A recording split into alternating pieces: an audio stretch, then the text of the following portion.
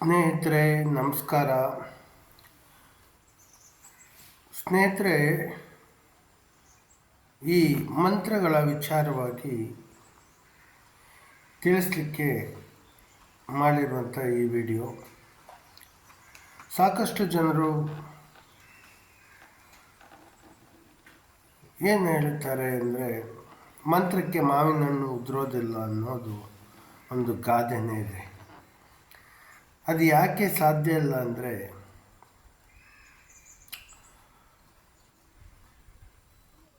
ಈ ಕಲಿಯುಗದಲ್ಲಿ ಮಾನವರ ಮನೋಸ್ಥಿತಿ ಹೇಗಿರುತ್ತೆ ಅನ್ನೋದನ್ನು ಆ ಸಾಕ್ಷಾತ್ ಶಿವ ಎಲ್ಲವನ್ನು ಮೊದಲಿಗೆ ತ್ರಿಕಾಲವನ್ನು ತಿಳಿದಂತಹ ಶಿವ ಎಲ್ಲ ಮಂತ್ರಗಳನ್ನು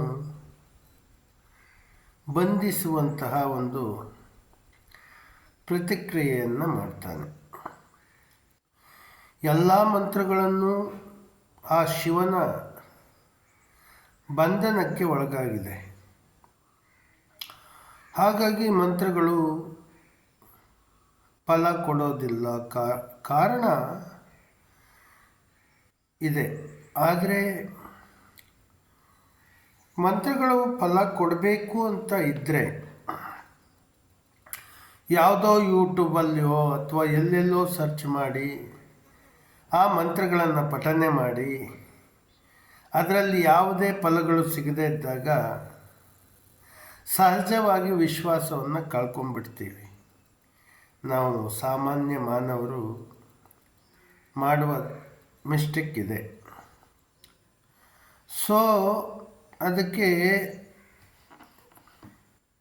ಯಾರೆಲ್ಲ ಈ ಮಂತ್ರಗಳನ್ನು ಪಠನೆ ಮಾಡೋದು,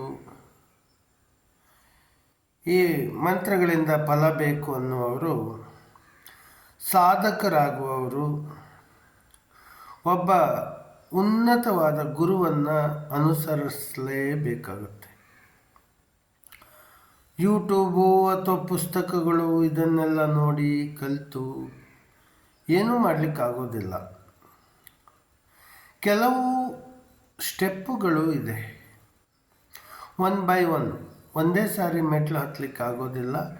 ಒಂದೊಂದೇ ಮೆಟ್ಟಿಲನ್ನು ಹತ್ತುತ್ತಾ ಹೋಗಬೇಕು. ಒಂದು ಮಂತ್ರವನ್ನು ಸಿದ್ಧಿ ಮಾಡಬೇಕು ಅಂತ ಇದ್ದರೆ ಮೊದಲು ಅದರ ಅರ್ಥವನ್ನು ತಿಳ್ಕೊಂಡು, ಹಾಗೆಯೇ ಒಂದು ತುಂಬ ಉನ್ನತವಾದಂತಹ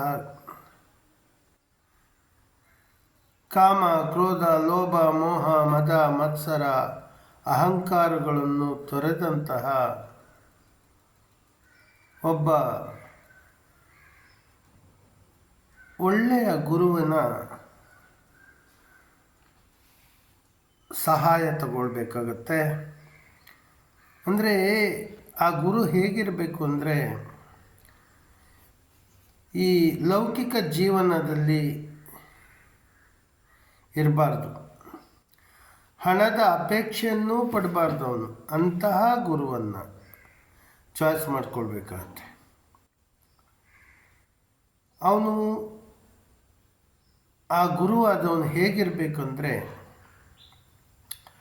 ಈ ಕಾಮ, ಕ್ರೋಧ, ಲೋಭ, ಮೋಹ, ಮದ, ಮತ್ಸರ, ಅಹಂಕಾರ ಇವುಗಳನ್ನು ಹೇಗೆ ತ್ಯಜಿಸ್ತಾನೋ ಹಾಗೆ ಸತ್ಯ, ಧರ್ಮ, ಅಹಿಂಸೆಯನ್ನು ಫಾಲೋ ಮಾಡೋನು ಆಗಿರಬೇಕು ಗುರುವಾದವನು. ಊಟ ವಿಚಾರದಲ್ಲಿ ಬಂದಾಗ, ಅವನು ತಿನ್ನುವ ಆಹಾರದ ವಿಚಾರದಲ್ಲಿ ಬಂದಾಗ ಆ ಗುರುವಾದವನು ತಾನು ತಿನ್ನುವ ಪ್ರತಿ ತುತ್ತಿನಲ್ಲಿ ನನ್ನ ಶ್ರಮದ ಬೆವರಿನ ಹನಿಯಿಂದ ಬಂದಂತಹ ಈ ತುತ್ತೋ ಅಥವಾ ಬೇರೆ ಜೀವಿಗಳ ಅಥವಾ ಬೇರೆಯವರ ಕಣ್ಣೀರ ಹನಿಯಿಂದ ಬಂದಂತಹ ತುತ್ತೋ ಎಂಬುದನ್ನು ಮೊದಲು ಚಿಂತಿಸಿ ಆ ತುತ್ತನ್ನು ತಿನ್ನಬೇಕಾಗತ್ತೆ. ಅಂತಹ ಗುರುವನ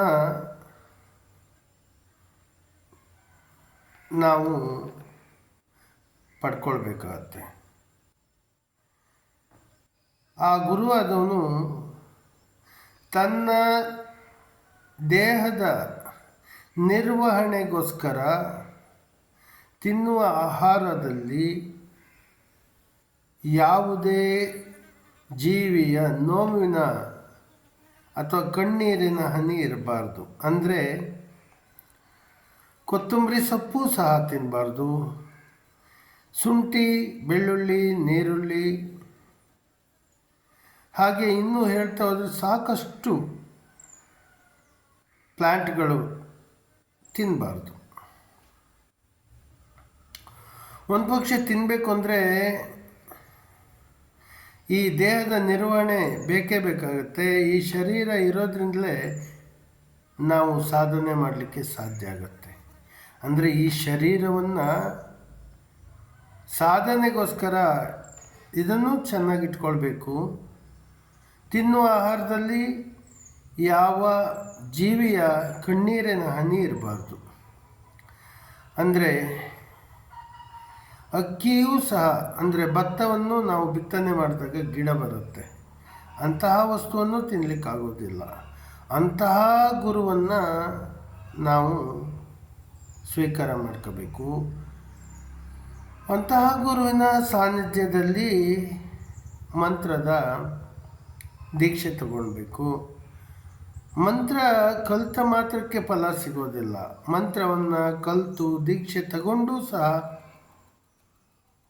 ಪಾಸಿಟಿವ್ ರಿಸಲ್ಟ್ ಬರುತ್ತೆ ಅಂತ ಹೇಳಲಿಕ್ಕಾಗಲ್ಲ. ಯಾಕೆಂದರೆ ಪ್ರತಿ ಕ್ಷಣವೂ ಮಾನವ ನಾಲಿಗೆಯನ್ನು, ಈ ಯಾವುದೇ ಮಂತ್ರವನ್ನು ಪಠಿಸುವ ಮೊದಲು ನಾಲಿಗೆಯನ್ನು ಚೆನ್ನಾಗಿ ತೊಳೆದು ನಂತರ ಜಪಿಸಬೇಕು.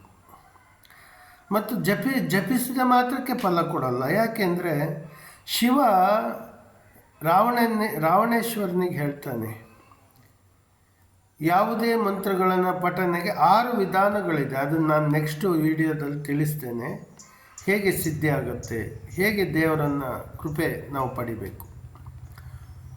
ಮತ್ತು ಆ ಪ್ರತಿಯೊಂದು ಮಂತ್ರವನ್ನು ಭಗವಂತ ಸಾಕ್ಷಾತ್ ಶಿವನೇ ಅದನ್ನು ಬಂಧಿಸಿದ್ದಾನೆ. ಅಂದರೆ ಅದು ಒಂದು ಲಾಕ್ ಇರುತ್ತೆ, ಅದ್ರ ಚಾವಿ ಇರುತ್ತೆ. ಆ ಚಾವಿಯನ್ನು ಮನುಷ್ಯನಿಗೆ ಕೊಟ್ಟಿದ್ದಾನೆ. ಆದರೆ ಅದು ಉಪಯೋಗ ಮಾಡೋದು ಹೇಗೆ ಅನ್ನೋದನ್ನು ಮನುಷ್ಯರಿಗೆ ಗೊತ್ತಿಲ್ಲ, ನಾವು ಮಾನವರಿಗೆ ಗೊತ್ತಿಲ್ಲ.